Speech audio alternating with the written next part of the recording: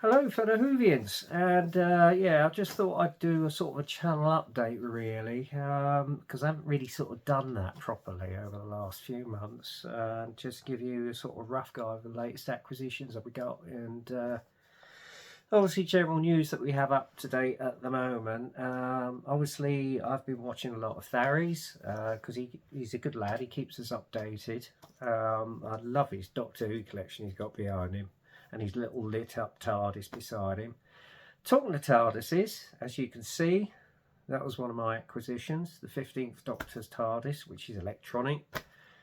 Which got the sound of it landing and taking off. Unfortunately, the interior, like the 10th Doctor TARDIS, doesn't hum. But I've got obviously the figures of the 15th Doctor and obviously Ruby Sunday by there, which is good, which adds to my collection. So that was the first purchase of the month, really. The major purchase of the month, because it was not cheap. Let's just put it like that. Anyway, on with that. Obviously, the latest is that we've got the new series, the new spin-off, or The War Between the Land and the Sea, coming, and it's being broadcast on the 7th of December, the first two parts. I have to say, having seen the previews, it does look really good, and it's this entirely slightly darker genre from Doctor Who. Obviously, this is based about UNIT, and obviously you've been negotiations with the Sea Devils, and apparently there is a sort of a love story between one of the actual representatives who's doing the negotiations and the head of the Sea Devils. So it'll be interesting to see how that comes about, and obviously it's the last sort of cooperation that the BBC did with the franchise of Disney, because sadly they have now parted ways, which is not surprising because I think we all predicted it, especially when it just went so quiet after about the last episode, obviously with Chuty regenerating into Billie Piper, which I had heard rumours that she might be coming back to 16. Didn't take it seriously, and obviously I saw it and I thought, really? I don't know, I must admit, I mean, it's like they're relying on the old genre, really, to get viewing figures in. Be interesting to see if indeed Billy is the 16th Doctor, because obviously it's been announced there is going to be a Christmas special in just over a year's time that's going to be broadcast. And apparently called the Tharies, which I saw, and I did see an intimate photo of Paul McGann done up in his outfit outside the TARDIS. Apparently he's been doing some filming, so whether that is connected with the anniversary special or not, or if it's just a promo for a new box set that's coming out, I don't know. I'll have to remain to be seen. Yeah, if he is in it, it'll be interesting. I've heard rumours that possibly Tom Baker might be doing a cameo in it. I don't know how that's going to work, because I mean he's just turning 92, I think, this weekend. Good on you, Tom. He's still going strong, my friend. Yeah, I think he's the oldest Doctor alive at the moment, apart from Sylvester McCoy, who's 83 now, I think. Wow. And still going strong, because obviously I've seen a sort of a broadcast of him going to a convention recently, and obviously this person meeting up with some of the past Doctors, including Paul McGann, at the convention. So yeah, apparently he's a lovely guy to meet, Paul. Anyway, moving on from that, obviously we now know that the BBC is no longer in franchise with Disney, and the next production will be more sort of an independent concern from the BBC, and Bad Wolf, or Bad Wolf TLD, as the new company has been basically named, according to Tharies. So, which I do keep up to date to get most of my information from him. So keep up the good work, Tharies. You do some great videos, mate. And obviously Adipose as well. So great videos to you too, my friend. Keep updated with your news and views. And obviously there is the other one with Big Finish. I've forgotten their name. I'll have to mention them in a future video, so I'm sorry, guys. I apologise. But anyway, getting back to what I've actually got over the last few months, which is going to take most of this video, is probably going to run about 35 to 40 minutes. So I hope you won't fall asleep. So draw up a cup of tea and a biscuit and let's go through with it. So anyway, first up is I've got issue 34 so far on this series on how to build a Dalek. I'm basically collecting all of these week by week. I must admit, I am a bit behind. I think it's got up to part 41 or 42 now, generally. But I've got my local Morrison's who's keeping issues by for me. And obviously with the bereavement of my mother, who was cremated on Wednesday, so she's at rest. It's been detracting from this a bit, so I've been a bit behind. And obviously I'll be collecting the latest issue this week, part 35. Yeah, I've got so many parts, they're all in a storage box. What I'm going to do is wait until I've got every part and I'll start building it, and obviously I'll give you progress updates on that. That could be a year from now. I don't know when it's going to finish. But I think your latest issue, you've got to the bottom of the skirt base or something. This is just basically the sheeting armour and the start of the base, I think, which you can see here. Okay, it's got some really good sort of features in the magazine about the history of the Daleks and certain episodes and certain genres over the time. So yeah, it's a good magazine. So you haven't subscribed to it yet, do. And I think the actual model, when it's finished, it stands up to about, what, 4 foot tall? Judging by the size of the head, yeah. So that's going to be all singing and dancing, guys. So yeah, I will possibly start building that latter part next year once the issues are well and truly finished, or whenever they finish, you know.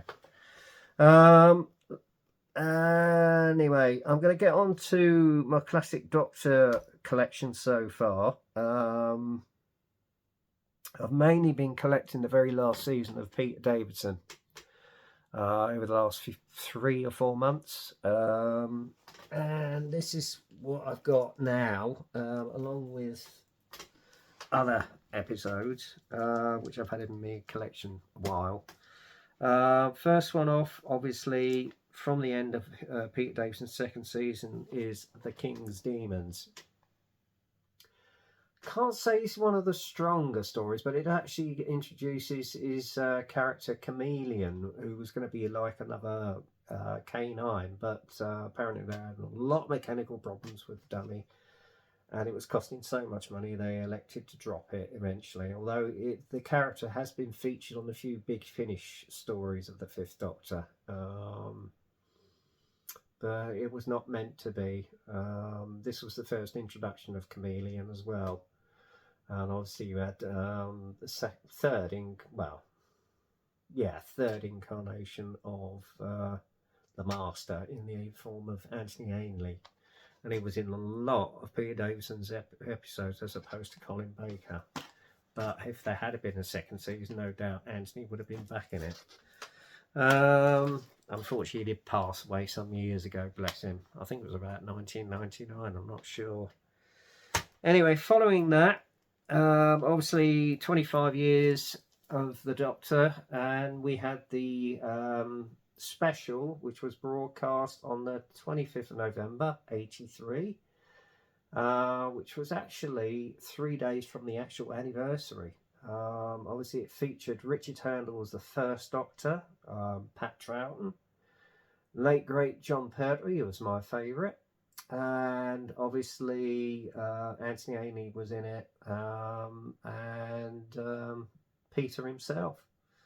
Tom was not available at the time to do any shoots, so they had to use a shot from Shardar in it to sort of put into the story. Obviously this is the updated version with extra features in it, and obviously about the making of the program, etc. And I must admit, it is a strong story, and I did enjoy it at the time it was broadcast. And obviously you had the familiar sort of creatures such as the Abominable Snowmen, the Yeti, or as they regarded, the Daleks and the Cybermen, and then they had something called a Rastan Warrior. Now, that surprises me because it was never featured in the history of Doctor Who. So whether they're going to bring that into feature in a future Big Finish production, I'm not quite sure, because that was never featured in Doctor Who in the past 25 years. So where they got the idea for that from, I don't know really, but there you go. But it is a good, strong story, I must admit. And then obviously we had his final season, which started with an old familiar enemy, the Sea Warriors and the Sea Devils, Warriors of the Deep. Now that is a damn good story. It's a very strong story as well, and it makes you realise, where the Doctor realised he's got to mend his ways. So at the end of it, and obviously the poor old Sea Devils and the Warriors, Sea Warriors, ended up getting extinguished at the end of the story. But it's a good, strong story, obviously with a familiar TARDIS crew of Teak and obviously Turlough. And then obviously you have the historic story, The Awakening. That's a pretty good, strong story as well, I must admit. And obviously you have Polly from the Liverbirds in that as well. I'm not sure if she's still around, bless her. But no, that was broadcast the 19th to the 20th of January 1984. And then we had this unusual story where the old TARDIS for the second time got blown up. There we go, because the first time was during the Dominators and Patrick Troughton's era. If you remember the beginning of that story. Obviously this is called Frontios, and obviously you have the Tractators, and obviously at the end of the story the TARDIS puts itself together again. So yeah, it's a good one. Very dark story, that one as well, and even darker is this one. This is the classic from that season, The Resurrection of the Daleks.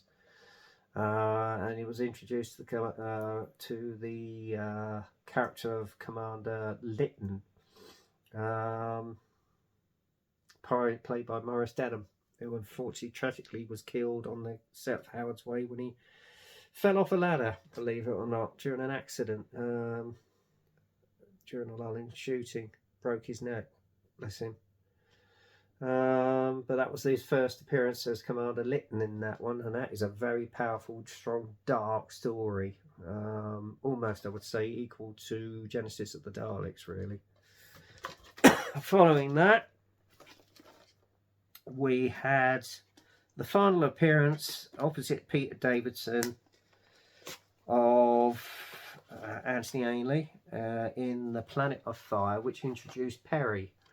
And obviously Turlough says his farewells to the Doctor at the end, because he's on his home planet, and decides to stay behind. So that ends up with just the Doctor welcoming Perry onto the TARDIS. Now, Big Finish, although she only actually did 2 episode stories with Peter, have done a series of stories of him and Perry on their travels with the new Egyptian princess called Eminem. I think there's about 8 or 9 stories on that one. Had that season continued, you know, which I will probably be collecting, actually, because it just sort of prolongs their time together. Whereas in practicality, in the next one, which was Peter Davison's last one, The Caves of Androzani, and I have to say, it's his finest performance as the 5th Doctor. He sacrifices himself at the end of it to save Perry, and obviously regenerates into his 6th incarnation, introducing Colin Baker. But yeah, it's a classic, good story, that one. Really good twists and covers, and this is the special edition version. So maybe I've got some hidden extras in that one, so we'll have to see. Yeah, so that was the end of Peter Davison's era, and obviously normally you'd have to wait a season for the next Doctor, but for some reason they decided to do the final story as Colin Baker's first one, The Twin Dilemma. And obviously it's carrying on from the Cages of Androzani, where he's still trying to adjust to his new incarnation. He ends up strangling his own assistant Perry in one stage. But he soon stabilises to the end, and she said, "Oh, I preferred your previous self because he was so nice." And he said, "I am the Doctor whether you like it or not." And then he sort of gives her a little sort of smile at the end, and she smiles back at him. So yeah, that was the start of Colin Baker's era.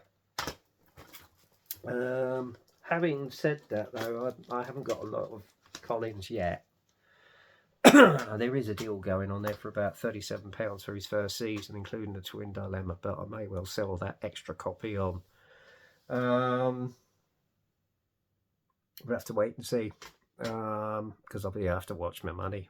I don't want to go stupid and shoot myself in the foot. But anyway, yeah, that's covering all those. And obviously one of the old ones I still had left over from my old collection is the Happiness Patrol with the 7th Doctor, Sylvester McCoy. That's when he, I think that was the first story he had with Ace. Although Big Finish has bring out a set of stories which set before that called Wicked, which I wouldn't mind getting hold of actually. So yeah. However, I have got another one of Collins, because obviously with the 6th Doctor, they've actually managed to sort of increase the story arc of the 6th Doctor and sort of develop the persona of him. Because I do feel that unfortunately we're a bit premature in getting rid of Colin. I think as the character would have gone on, had they continued, I think a lot of people would have warmed to his Doctor. But with the Big Finish productions, they have done a large story arc of the 6th Doctor. And for that very reason, I'm going to actually start collecting them. And obviously I'll do seals as well. Because he's done quite a few over the years. And it started out with the Lost Stories. Because they've done them both with Colin and Seal. And obviously Peter as well. And I think they've done a few of Pat Troughton's. Because they were sort of scripts for season that would have been. I mean, at the end of Colin Baker's season, they put the series on hiatus, and obviously there was a lot of scripts which were just put on the shelf and left. Obviously, because when they brought in a story out of the Trial of a Time Lord. The Lost Stories are that missing seasons arc, as it were, and I did have them in my original collection, and they were really good stories, and it really sort of saw him sort of soften as he went across and become more mellow and more sympathetic, not as irascible, you know. Bit like the first Doctor was, you know, because obviously when he got further into his era, he sort of mellowed a bit, you know. And it was very much the same for the 6th, old 60 as they call him. So for that reason, I'll start collecting those again and a lot of his Big Finish short story arcs. But the last one I managed to get hold of, because I did have quite a few of Collins. In fact, I had the entire ones up to that date when I was at my old place. The last one I had, which was a very good one for the 6th Doctor to go out on, was The Last Adventure, because obviously he meets up the Valeyard, his darker self. And obviously comes across a lot of his companions, and it features all the companions within his story arc, his lifespan, as it were. And it ends up connecting very well to Time of the Rani as well at the end of it, and it's a good one for Colin's Doctor to go out on. Now, I did mention these were getting rare. I found out they was not as rare as I thought they were, so I do apologise about that, guys. I've seen loads of them on eBay, and I've had to kick myself, because I saw one yesterday for £17.19 when I paid £24.99 for this one. Yeah. But all the same, I'm glad I got it. And I just look back on that video, and what I tell you is just exactly how it plays out. It's one of Colin's better Big Finish stories. I tell you, it brilliant, absolutely brilliant one for 60 to go out on. So yeah. Anyway, moving on from that, I'm going to go to the 8th Doctor, because obviously I did collect a lot of the 8th Doctor stories, and that's how I became aware of Big Finish. And obviously one of the ones I've been collecting is the Time War series, and these are last two that we've had so far. This one is called Pursuit, and the other one, which is the latest one, the other one was before that, was Reflections. I'll read a bit of the story out. It says, the Doctor and his great-grandson Alex have been reunited amid the Time War. Splinter timelines drawn them ever closer to another fellow traveller. Does Cass' destiny lie in the TARDIS? Now, if you remember, that's the person that he met up with the Ninth Doctor before he regenerated. As the Time War rages, the Doctor enters uncharted territory where any friends they meet might not be what they seem. Okay, now the second one, Pursuit. It says, the Doctor and his great-grandson Alex have been driven apart in an uncharted universe. The Time War is on a very different path. The new Force rules Gallifrey and will stop at nothing to gain the military advantage. As Alex and Cass career through the cosmos in a stolen TARDIS, the Doctor is in hot pursuit with a duplicitous friend by his side. Now, I've heard there may be 2 more box sets of that, and then that finishes that arc, which might lead to the Night of the Doctor. So, next up is the War Doctor himself. This is the latest box set because I've got 8 of the previous ones. Featuring Trimter Law as John Hurt's Doctor, the War Doctor. If you remember, was on the 50th anniversary story, the unknown persona of the Doctor during the Time War. Brilliant. I've listened to a few of them. Tim Trelaw's interpretation of John is spot on, and it's actually the earlier, younger version of the War Doctor, it's a really good story. I'm not kidding you, and no doubt this is going to follow in the same vein. So there you go. And there is another version coming out, I think, this December. This is another follow-on, a sort of a spin-off, Susan's War, Family Ties, where she meets up with his persona. Now, there is a previous box set which I haven't got hold of yet, which features the 8th incarnation of her grandfather. And it says, Gallifrey has sent summons to all its children. Every Time Lord, every renegade and prodigal has been called up for the Time War. Susan has lost so much to the Daleks. She is willing to do her duty. And while her grandfather, she refuses to fight, Susan is about to meet the warrior we will become. So there you go. Following on from that, another spin-off series, the War Master box set featuring Derek Jacobi as the War Master. And as you know, he was Professor, he was the 10th Doctor before he regenerated into John Sim. Brilliant. Absolutely brilliant.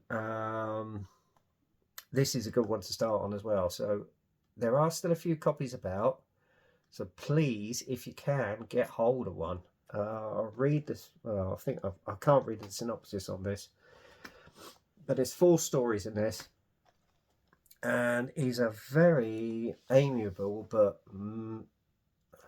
ruthless interpretation of the Master, and obviously with Derek Jacobi's masterful performance as the War Master, it really keeps you grabbed. So I started collecting those now as well, and I think they're all together is about 8 box sets, and the 9th has just come out this month. His greatest trick. So hopefully I'll get to that stage and collect them. Following that one is The Master of Callus. I haven't fully listened to this. I did listen to about 10 minutes of it, and as soon as I listened to it, I thought, oh, this sounds really good, because he's very manipulative in this one. Very manipulative, and this one's only actually got 2 story arcs on it, but it's a good follow-on because he's on the constant run from the Daleks, who obviously are after him. So yeah. And finally, in the War Master arc, I've got this one. There is a little synopsis on the end of this one. This one I haven't listened to yet, but it features Paul McGann, the 8th Doctor. It says, with all the space and time in chaos, the Master plots his most audacious project yet. Only one other Time Lord has ever been able to stop him. But where is that Time Lord when the universe needs him? So there you go. Right, this is one of Sylvester McCoy's that I had previously, Unregenerate. This is virtually set after his first adventure. And I think Mel is not really in this one, but it is a damn good story, I tell you. So yeah, definitely, if you can, get hold of this one if it's still available. And obviously I've gone back to starting to collect the Eighth Doctor, company of his friends. It features his companion, Professor Bernice Summerfield, Fitzcarraldo, Izzy and Mary Shelley. And I will be collecting the Mary Shelley ones because they're set before he meets up with Charlie. There's 3 stories in that, and it's a very good genre, that one. This isn't bad actually, because it features 4 sort of short stories, as it were, with each companion. So yeah, it's very good. And it follows on from the books that came out shortly after the movie, if you remember. And sadly, we never got to the stage where a series was basically committed to. The viewing figures for the actual movie over here was good, but where it actually was filmed, it bombed, because obviously they didn't understand the full back catalogue of the Doctor and the regeneration sequence, and it bombed. So for that reason, a series was never submitted, because it was on the premise as a pilot that hopefully a series would be sort of reintroduced, but it never came about, sadly. But however, Big Finish took up the mantle, invited Paul along, and he's done numerous stories. I'm not kidding you, I did have quite a few of them before I moved here, but thanks to a certain landlord who gave me his orders, when he found out my hours had been cut, I had to basically sell a lot of the original stash, hence why I've started collecting it again. And all the Big Finish 8th Doctor adventures, which unfortunately are no longer in print, but you can still source them on eBay. So that's what I'm going to do over the next few years. Thankfully, I still had a couple left over. This one was from the 2nd series, when he meets up with Lucy Miller, called Immortal Beloved. I don't know what they're like. I don't know what she's like. And it's played by Sheridan Smith, who's a very good actress. But apparently by other writers and so forth who've listened to them, they're very good stories, just as they were with Shirley Ballard. So there you go. It was a series of DVDs that Big Finish brought out on the 60th anniversary last year, with all the classic Doctors. It was basically a genre where the War Doctor was mortally injured and introduced the Mad Monk. Now, if you remember, the Mad Monk was during the first Doctor's era. And this is the same character again, who apparently is making an interference with his regeneration into his 9th persona. I've not listened to him, but the first one starts off with Tom Baker, Past Lives. I'll just read the synopsis. The Time War, the Doctor has been injured and brought to a Time Lord field hospital. His body glows with energy, but this is no regeneration into a future form. Instead, the Doctor's past faces begin to appear as he fits haphazardly between incarnations. Settling as his 4th incarnation, the Doctor gets in search of the monk, with a vague memory that he had something to do with his degeneration. On Earth, the monk is meddling, bringing Sarah Jane Smith to the future unit HQ to steal advice for an alien race. The Doctor must help Kate Stewart and Osgood fall in an invasion before he can confront the monk about what he knows. Okay. The second one is with Peter Davison and Colin Baker as the curator. That one there, and Jenny. Now, Jenny, if you remember, was the daughter of the 10th Doctor. And then she ended up getting shot and regenerate and then travelling on. So this may be part of that genre. Suffering from the effects of degeneration, the Doctor heads towards the end of the universe in search of answers. Instead, he finds his daughter, Jenny, and an artist whose works appear to mark the end of every world they touch. The Doctor stabilises into his 5th form to join forces with Jenny and the curator to solve the mystery of the final gallery and the art it has collected. So there you go. Third one, Genius of War, featuring the 7th Doctor. And obviously got one of the Time Lords who was in Peter Capaldi's era, and Davros. So I'm going to read the synopsis of this. In the midst of the Time War, the Time Lords have received a communication from Felkus, the prison moon of Skaro. Its sole inmate, Davros, wishes to make them an offer. He will help them with the Time War, but only if the Doctor comes to his rescue. Sounds interesting. Fourth one in the actual journey is Two's Company. We've got Harry Sullivan and obviously Rose's mum, and obviously the past companion from the 10th Doctor's era, Lady Christina de Souza. Right, back on Earth, the Doctor finds a clue in the search of the origins of the degeneration weapon. His 6th body, he meets Jackie Tyler and Lady Christina de Souza, thrown together by fate or something more in pursuit of a powerful item of jewellery. Meanwhile, a Time Lord renegade has duped Harry Sullivan into helping him stop the Doctor's travels before they begin, and all are set on a collision course. Right, and then obviously I've got 3 more sets to get, which I haven't got yet, but this is the final installation of the whole genre, obviously where it's featuring the War Doctor and obviously the Fugitive Doctor and a familiar companion. It says dealing with the repercussions excuse me, dealing with the repercussions of degeneration, the Doctor has limited window of time to evade capture, recruit old allies, wage a war, and find out what's really going on.